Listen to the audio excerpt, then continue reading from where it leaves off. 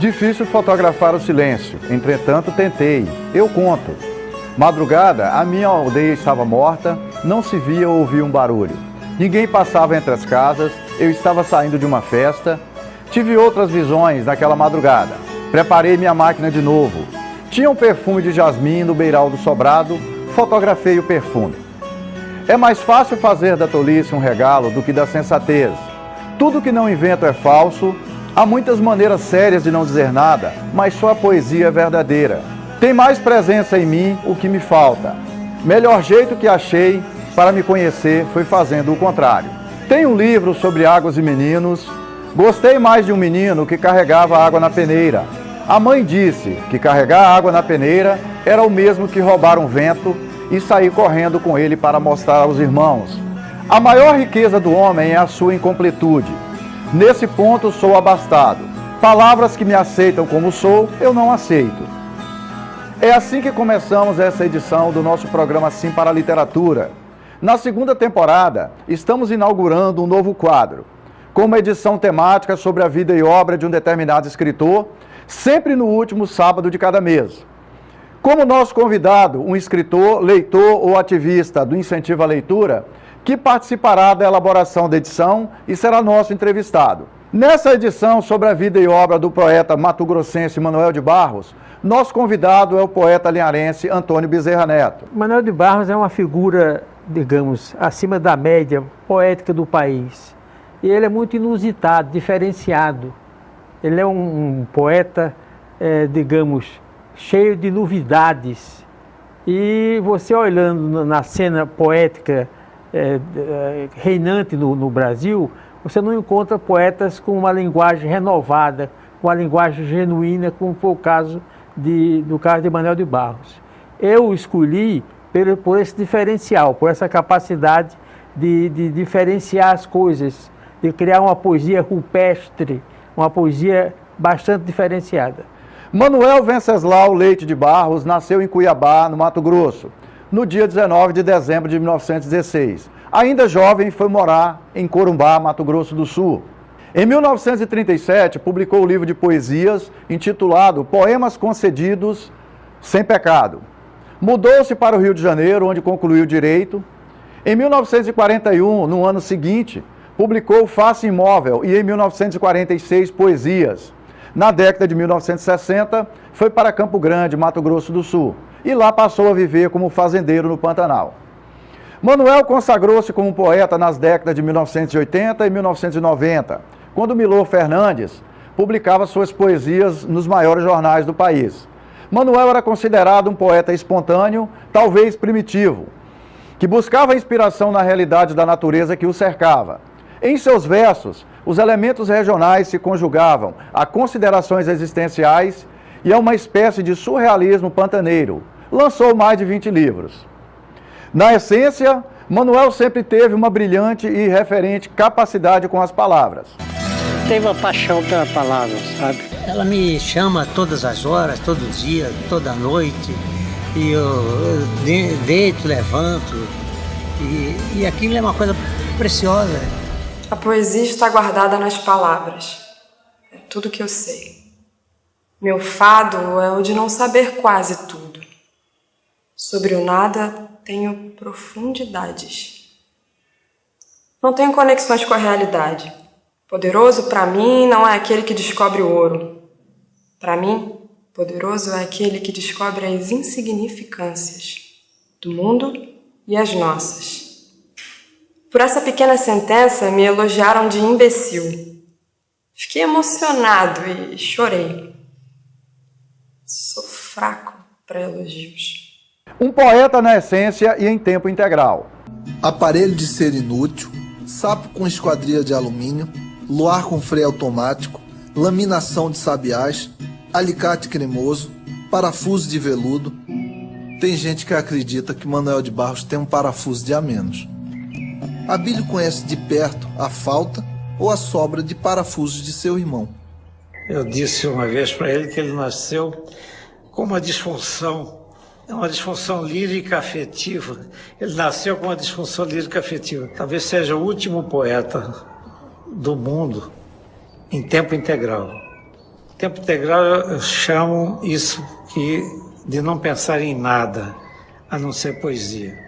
Não foi sempre assim, mas à medida que ele foi amadurecendo e envelhecendo, faz tempo que ele está envelhecendo, ele foi se desligando cada vez mais das coisas, da praxis, e cada vez mais voltado para a poesia. Por isso que eu digo que ele é um poeta em tempo integral. Para mim, pelo menos, é um negócio que me toma o tempo inteiro. Eu sou obsessivo, não consigo fazer mais nada, só sei fazer isso. Sou uma pessoa que não tem senso prático. Então, a minha atividade é essa, sempre foi. Não tenho outra, não sei fazer mais nada. Se eu for pregar um prego na parede, eu pego do meu dedo aí. Entre outras informações, temos dica de leitura e dica de livros, e as colunas Apaixonados pela Leitura e participação de telespectadores. Na entrevista dessa edição, conversamos com Antônio Bezerra Neto, que é historiador e poeta aqui de Linhares, sobre a vida e a obra de Manuel de Barros, que destaca particularmente a irreverência do poeta. Ele não é um poeta obediente, um poeta cartesiano. Ele é um poeta que se expressa... Fora do lugar comum, é isso que Pois é, o lugar comum nunca existiu para ele. Acho que nem quando ele era menino. Então esse aspecto contagiante da obra dele parte justamente disso. É um poeta assim, que é capaz de conviver com o seu passado sem ser piegas, sem ser um memorialista. Nessa segunda temporada do nosso programa Sim para a Literatura, queremos permanecer na sua companhia. Tive outras visões da madrugada. Difícil fotografar o silêncio. Entretanto, eu tentei. Eu conto. Madrugada, a minha aldeia estava morta. Não se via ou ouvia um barulho. Ninguém passava entre as casas. Eu estava saindo de uma festa. Eram quase 4 da manhã. Ia o silêncio pela rua carregando um bêbado. Preparei minha máquina. O silêncio era um carregador. Estava carregando o bêbado. Eu fotografei esse carregador. Eu tive outras visões naquela madrugada. Eu preparei minha máquina de novo. Tinha um perfume de jasmim no beiral do sobrado. Eu fotografei o perfume. Eu vi uma lesma pregada na existência mais do que na pedra. Eu fotografei a existência dela. Eu vi ainda um azul perdão no olho de um mendigo. Eu fotografei o perdão. Eu olhei uma paisagem velha a desabar sobre uma casa. Fotografei o sobre. Foi difícil fotografar o sobre. Por fim eu enxerguei a nuvem de calça. Representou para mim que ela andava na aldeia de braços com Mayakovsky, seu criador. Eu fotografei a nuvem de calça e o poeta. Ninguém outro poeta no mundo faria uma roupa mais justa para cobrir sua noiva. A foto saiu legal.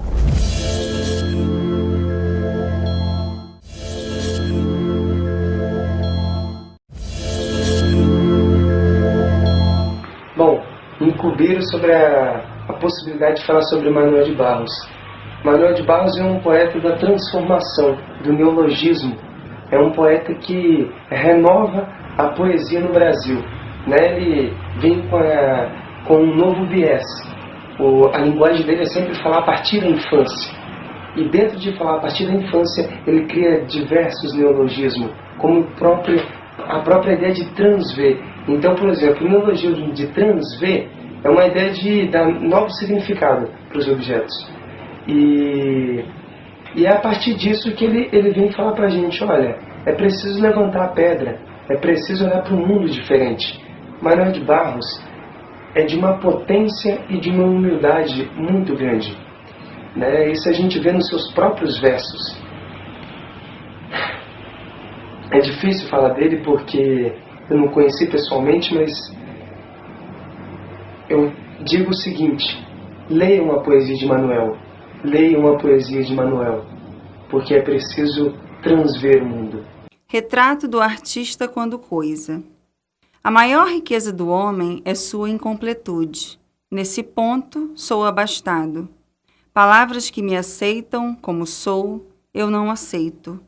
Não aguento ser apenas um sujeito que abre portas, que puxa válvulas, que olha o relógio, que compra pão às 6 da tarde, que vai lá fora, que aponta lápis, que vê a uva, etc, etc. Perdoai, mas eu preciso ser outros. Eu penso renovar o homem usando borboletas. Manuel de Barros. Prefácio. Assim é que elas foram feitas, todas as coisas, sem nome. Depois é que veio a harpa e a fêmea em pé. Insetos errados de cor caíam no mar. A voz se estendeu na direção da boca. Caranguejos apertavam mangues. Vendo que havia na terra dependemente mais, e tarefas muitas, os homens começaram a roer unhas. Ficou certo, pois não, que as moscas iriam iluminar o silêncio das coisas anônimas. Porém, vendo o homem que as moscas não davam conta de iluminar o silêncio das coisas anônimas, passaram essa tarefa para os poetas. O livro sobre o nada. É mais fácil fazer circular a tolice do que a sensatez. Tudo que não invento é falso. Só a poesia é verdadeira. Sou mais do que preparado em conflitos. O meu amanhecer vai ser de noite. Meu avesso é mais visível do que um poste. Não saio de dentro de mim nem para pescar. Peixe não tem honras nem horizontes. Eu queria ser lido pelas pedras. Aonde eu não estou, as palavras me acham. A terapia literária consiste em desarrumar a linguagem, a ponto que ela expresse nossos mais fundos desejos. Quero a palavra que sirva na boca dos passarinhos. O artista é um erro da natureza. Beethoven foi um erro perfeito. Não gosto da palavra acostumada. Não preciso do fim para chegar. Do lugar onde eu estou, já fui embora. Concerto a céu aberto para solos de ave.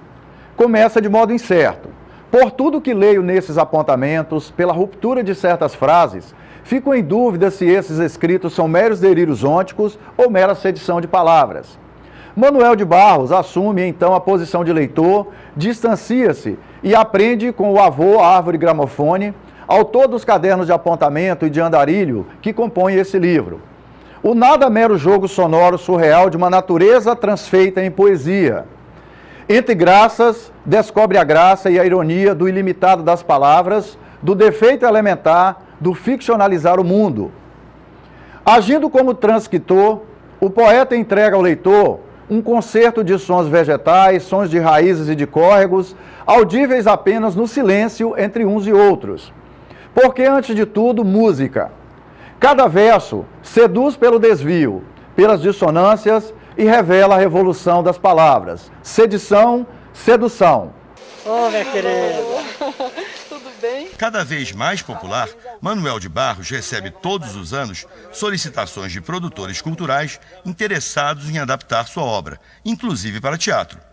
Um exemplo é o grupo Arte e Riso Companhia de Animação, que preparou especialmente para o poeta uma pré-estreia do espetáculo Manuel de Barros.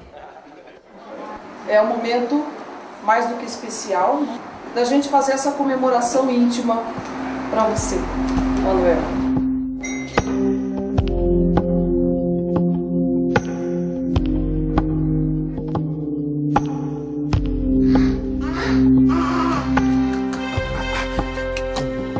Nenhum verso sequer é dito ao longo da adaptação teatral do livro Concerto a céu aberto para solo de aves.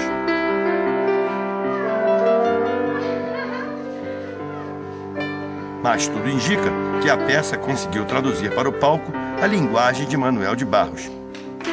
Palavra do próprio poeta. É um banho de infância em mim. Um banho de infância.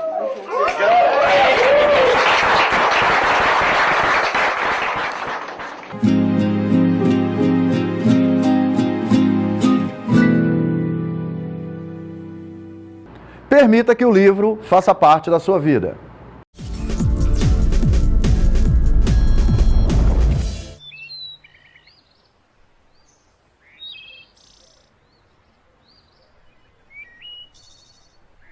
Eu sou apaixonado pelo Charles Chaplin. Foi ele que despertou num mundo, não foi em mim não, num mundo. Ele foi o Charles Chaplin que inventou o desherói. O vagabundo do Charles Chaplin é que é o herói do nosso século. Que essa visão quem deu ao mundo foi o Charles Chaplin. Eu não tenho menor dúvida disso. Porque a obra dele é eterna, é permanente. Você tira e bota, Charles Chaplin bota no seu coisa para ver o Charles Chaplin. É um negócio atual de agora. Foi ele que me inspirou isso, me provocou isso, né? Não é herói, é desherói, né? As coisas do Chaplin são aquele garoto do Chaplin, aqueles vagabundos que tinham pudor de namorar com aquelas moças. Pô, era um negócio, puta, que encantou minha vida toda, sabe? Eu acho que... Eu tenho um poema que fala que o Charles Chaplin é importante por isso, que eu... não lembro, não.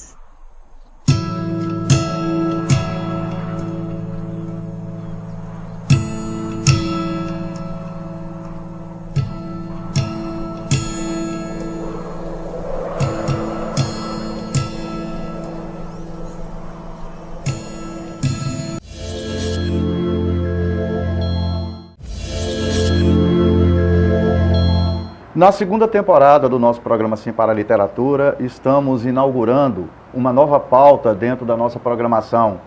Como nós dissemos no início dessa edição, toda última edição de cada mês, nós vamos fazer um programa temático sobre a vida e obra de um determinado escritor. Alguém do nosso círculo de relacionamento literário vai contribuir na elaboração desse programa. Nessa primeira edição dessa pauta, vamos falar sobre o escritor matogrossense chamado Manuel de Barros. O nosso parceiro que nos ajudou a montar essa edição, que está aqui com a gente para essa entrevista, Antônio Bezerra Neto. É um poeta aqui de Linhares, muito conhecido, que tem um refinamento intelectual que nós respeitamos muito. Bezerra, quando eu conversei com você sobre nós fazermos uma edição temática, por que você imediatamente escolheu Manuel de Barros? Manuel de Barros é uma figura, digamos, acima da média poética do país. E ele é muito inusitado, diferenciado. Ele é um poeta, digamos, cheio de novidades. E você olhando na cena poética reinante no Brasil, você não encontra poetas com uma linguagem renovada, com uma linguagem genuína, como foi o caso do caso de Manuel de Barros. Eu escolhi por esse diferencial, por essa capacidade de diferenciar as coisas, de criar uma poesia rupestre, uma poesia bastante diferenciada. O que orienta o trabalho do Manuel de Barros? Quais são as referências dele? Manuel de Barros não é um poeta geométrico, não é um poeta histórico, não é um poeta, digamos... na verdade, ele é um poeta da linguagem. A linguagem para ele é muito importante. E ele é muito surreal. Isso ele não se confessa um surrealista, mas ele é surreal à medida em que ele confunde a linguagem. Ele cria mecanismos diferenciados. Eu sei. Fala pra gente, Bezerra, um pouco da história do Manuel de Barros. O ambiente onde ele foi criado, características da família, a região onde ele morou. Manuel de Barros vem de uma família de fortuna financeira. né? Ele foi aos 10 anos para o Rio de Janeiro, 10 ou 12 anos de estudar no colégio de padres, né? Mas nunca conseguiu, acho que terminou o curso de Direito, mas nunca conseguiu ser realmente um profissional de renome nessa área jurídica. Então ele resolveu ser um poeta 24 horas, um poeta permanente, um poeta constante, né? Então isso é a força maior de Manuel de Barros. Eu sei. Quando você passou a conhecer o trabalho, a obra do Manuel de Barros, você me mostrou, ele tem alguns livros escritos, nós fizemos algumas pesquisas também para verificar. Qual é efetivamente a maior influência que Manuel de Barros exerce quando a gente lê a obra dele? Quando você lê a obra dele? Em trazer uma linguagem inusitada, diferenciada, brilhante. Por exemplo, é um poeta deslocado no bom sentido. Isso é muito importante a gente pensar nisso. Ele não é um poeta obediente, um poeta cartesiano. Ele é um poeta que se expressa... Fora do lugar comum, é isso que Pois é, o lugar comum nunca existiu para ele. Acho que nem quando ele era menino. Então esse aspecto contagiante da obra dele parte justamente disso. É um poeta assim, que é capaz de conviver com o seu passado sem ser piegas, sem ser um memorialista. Ele é um poeta bem diferente, digamos, de Ferreira Goulart, que é outro grande poeta recentemente falecido. Tem um poema do Manuel de Barros que você destaca? Tem um poema, O Fotógrafo, que é muito interessante. A linguagem é impressionante. Diz ele o seguinte: difícil fotografar o silêncio. Olha como é que ele começa. Difícil fotografar o silêncio, como se fosse possível fotografar o silêncio. Não sei se você está compreendendo o aspecto. Estou sim. Entretanto, tentei. Aí ele diz o seguinte: eu conto. Madrugada, minha aldeia estava morta. Não se via ou ouvia um barulho. Ninguém passava entre as casas. Eu estava saindo de uma festa. Eram quase 4 da manhã. Ia o silêncio pela rua carregando um bêbado. Olha o lado surreal, olha a linguagem interessantíssima. Ia o silêncio pela rua carregando um bêbado. Como é que o silêncio pode carregar um bêbado? Jamais um poeta cartesiano iria dizer uma coisa dessa. Preparei minha máquina. O silêncio era o carregador, estava carregando o bêbado. Fotografei esse carregador. Tive outras visões naquela madrugada. Preparei minha máquina de novo. Tinha um perfume de jasmim. Olha aqui, aquele é um poeta quase que romântico ou um poeta piegas, mas no bom sentido. Tinha um perfume de jasmim no beiral do sobrado. Então aqui ele é uma coisa lúdica. Fotografei o perfume. Como fotografar o perfume? Isso é coisa de poeta e de um grande poeta. Vi uma lesma pregada na existência mais do que na pedra. Como é que pode uma lesma estar numa pedra e vi uma lesma pregada na existência mais do que na pedra? Como é que pode a existência ter esse poder? Fotografei a existência dela. É possível fotografar a existência de algo assim não concreto? Vi ainda um azul perdão no olho de um mendigo. Fotografei o perdão. Olhei uma paisagem velha a desabar sobre uma casa. Fotografei o sobre. Foi difícil fotografar o sobre. Por fim, eu enxerguei a nuvem de calça. Então, ele termina trazendo a Rússia para o poema dele, quando ele fala em Mayakovsky. Representou para mim que ela andava na aldeia de braços com Mayakovsky. De repente ele inova na poesia. Seu criador. Fotografei a nuvem de calça e o poeta. Nenhum outro poeta no mundo faria uma roupa mais justa para cobrir sua noiva. A foto saiu legal. Então é uma composição poética que está sempre trazendo o inusitado, o inesperado. Isso faz de Manuel de Barros um grande poeta. De algumas coisas que eu li do Manuel de Barros, especialmente para essa edição, ele fala muito, assim, é uma percepção minha que ele está muito próximo da natureza. Ele fala dos pássaros, Fala das flores. Mas ele das diz folhas. assim: eu não quero ser lembrado como um poeta ecológico.